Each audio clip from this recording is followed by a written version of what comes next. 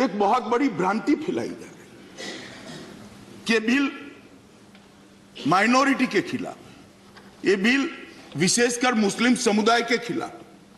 मान्यवर, मैं पूछना चाहता हूं, जो इस देश के मुसलमान है, इसके लिए इस देश के अंदर कोई चर्चा का, कोई चिंता का सवाल ही नहीं है। वो नागरिक है, रहेंगे, उनको कोई प्रताड़ित नहीं। मगर आप चिंता किसकी कर रहे हो? किसकी चिंता कर रहे हो? पाकिस्तान से? क्या आप चाहते हो कि पाकिस्तान से भी जो मुसलमान यहां है इसको भी हम नागरिक बना दे? बांग्लादेश से जो मुसलमान आए इसको भी नागरिक बना दे? अफगानिस्तान से भी जो मुसलमान आए वो नागरिक बना दे? तो क्या कहना चाहते हैं? पूरी दुनिया में से जो भी मुसलमान आएगा इसको हम यहां नागरिकता दे देंगे? किस तरह से देंगे? देश कैसे चलेगा? ऐसे नहीं चल सकता। आपने कहा यह ऐतिहासिक बिल है, पर इतिहास इसको किस दृष्टि से देखेगा वो वक्त बताएगा। जल्दबाजी क्यों? पार्लियामेंट की कमेटी को भेजते, अगले सत्र में इसको लेकर आते।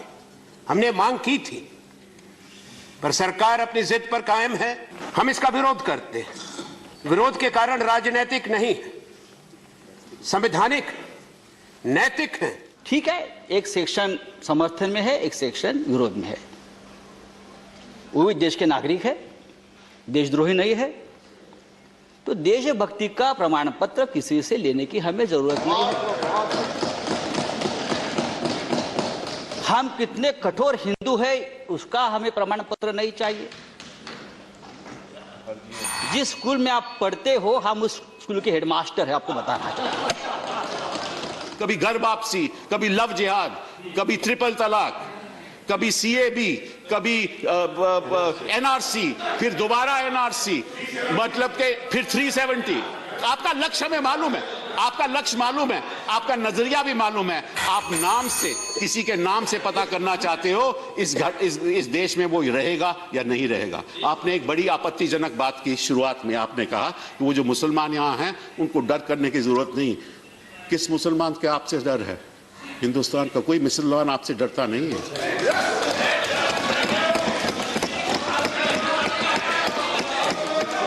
ना मैं डरता हूं, ना मैं डरता हूं, जहां इस देश के नागरिक डरते हैं, ना कोई मुसलमान डरता है। डरते हैं तो हम संविधान से डरते हैं, जिसकी आप धज्जियां उड़ा रहे हैं। जुडिशरी का पूरा सम्मान करते हैं, लेकिन इन संसद को यह अधिकार है कि वो कोर्ट के फैसले को भी अंडू कर सकती है, उसके ग्राउंड्स को हटाकर। ये हमारा पावर है।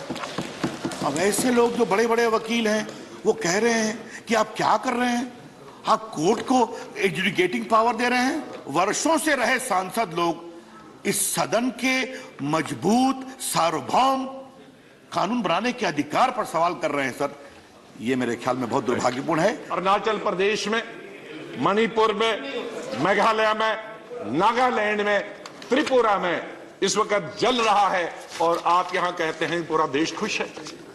इसलिए माननीय गृह मंत्री जी, आपका इसी तरह से आप लोगों ने डिमोनेटाइजेशन लाया, जीएसटी लाया, ट्रिपल तलाक लाया, 370 लाया, एनआरसी लाया और सिटीजनशिप।